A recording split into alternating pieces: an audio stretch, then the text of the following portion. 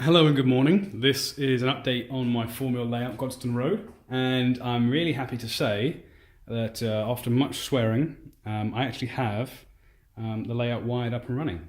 So before I demonstrate that, I just wanted to go over what I've done. So last time we saw this, this board was created, if you remember, the flat surface of the module had cork put under where the rails were, or underneath this wider area between the tracks is called the cess, and it's used for drainage.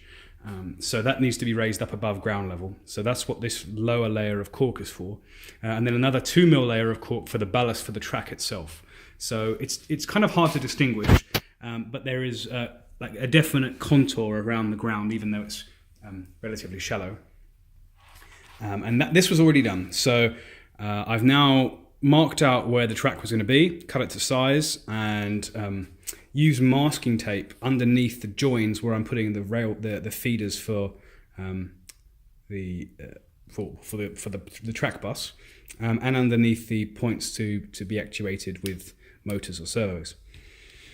So that's what I've done there. It's not fixed down. What I've decided to do is to solder these pieces of track together and these pieces of track together, because they're like they're formations on which the angles need to be correct. But then I've not soldered between them, and I won't be soldering between the edges you see here, like this edge and the edge of the board. So I've got an expansion gap on around the edge of this, down the middle, and there'll be another one on this side over here. What I needed to do before I could lay the rest of this track is to put the cork down on this board. So I'm a bit disappointed that I've ended up with something quite straight. I haven't fixed this track down, so I may curve that round towards the back there. And that remains to be seen. But this area needed to have the cork laid, and you can see these green bits of card used because the cork isn't 100% flat. Well, it's not 100% even, so over the course of a whole sheet it may vary by half a mil or so. And over here, so I haven't cut the rails yet, but this is what I'm doing. So using cork, so this bit of card here is to raise the rail on either side up to the same level. So this bit of cork here is just very fractionally lower down than this piece. So that's what this big piece is. These two small slices and the slices you see over here, they're used to raise up these PCB sleepers to the same, to be high enough that I can solder them to the bottom of the rail. Just remove the flexi track between them in the gaps, and use and soldered the PCB sleepers to the rail, just using normal solder and flux. And what I'll be doing is using araldite to kind of smush over this whole area underneath the tracks to harden it. And to glue it down, and then I'll use a razor saw to cut through the rails across the gap. And the reason that I'm doing that is so the edges of the rails stay very firmly aligned and to gauge. If I was using plastic and I hit the end of the rail, it could rip the sleeper webbing, and it could cause problems. So what I need to do is put power feeds to these. And what I may do is use copper tape going in between the modules and coming up, and then just solder a little jumper wire from the copper tape to the inside of these PCB sleepers, just to get an easy power feed. Over here, I haven't fixed any of this down. I haven't connected these two rails. Like I said, I think I haven't really thought about it too much, but I think it would be nice to have a curve. If I put you down to a view to look at the whole length of the layout with foreshortening, it's got some nice curves to it. Bear in mind that flexor right at the end isn't fixed down. So I think that looks quite realistic. And I don't know if it curving around like that way would be too much. Yeah, I'll have to think about that. Either way, the end of the layout is going to have, when you're looking this way, that is the gravel siding. So that's literally just a place to put some freight wagons. It was originally connected up to this platform road, but I realised that was stretching the reality too far. There would be no way that you would have a gravel shed with gravel hoppers connected to a bay platform that's otherwise got nothing to do with it. So that's what I've done. That in the Minories plan that this is based off of, actually there is another turnout here, and this is actually two platforms, two tracks, and you have a platform either side, and this one in the middle here you see would be the outermost track, and then this would be just a loco pocket. But I'm taking inspiration from Bromley North, and it's laid out very similarly to this, in the sense that you have an island platform down the middle where your trains terminate into, and you have a carriage siding alongside. Bromley North also had a coal depot along the outside for a few years after the end of the goods, general goods, and before it got lifted in the 70s.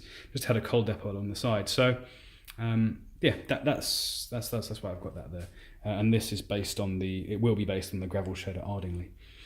But what I'm most pleased about is the fact that it actually just works.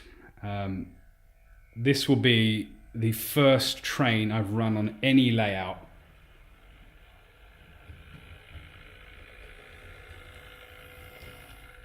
like today.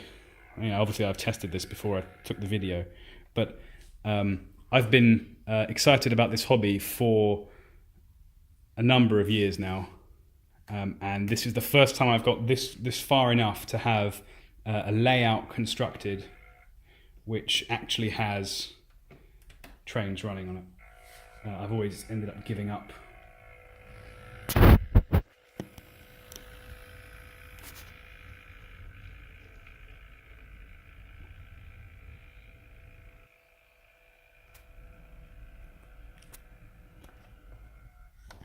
So it still needs more. I still need to establish a proper bus underneath. Right now I'm just using alligator clips.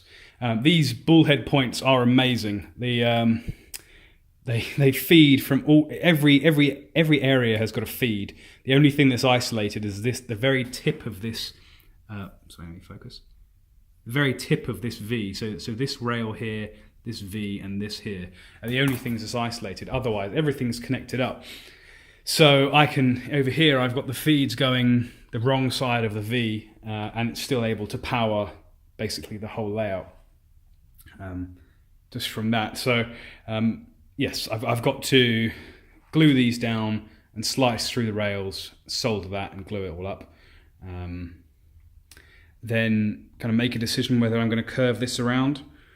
I think that, I'm just now I'm really vlogging rather than giving an update, but I feel like having this staggered approach over here works well. So this is a bay platform. It's going to be based on the Wadden branch at West Croydon, where it was just a 2-car multiple unit, like the one you see in front of you here, that would come in and out. Actually, it was a 2 EBP as well.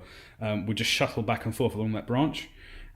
This main line here is the main platform face that's being used. So on Bromley North, they're both the same size. So I'm not sure how I'm going to handle that. This one here is a carriage siding. So I'll have steps for people getting out of multiple units and things between these rails here. And the third rail's got to go in. But this back section here, so one idea was to have the station on the side. So have the station building constructed here and coming down with the island platform. The other one was to truncate this siding a bit and run both of these almost down to the end, and have the station building on the end with the station canopy coming forward. I think that with the station canopy coming forward is probably more typical. I'm just going to see if I can get it to work, kind of going around in a curve. I mean, it's not. I don't think it's all that realistic, because you would try and build things straight. But I think having things, if I move back a bit, having things that parallel I think this side is much more visually interesting because of this diagonal angle than this side. This side looks almost like a fiddle yard. So, yeah, that's where I'm at the moment. I'd appreciate any thoughts or advice or help you might have. Thanks very much.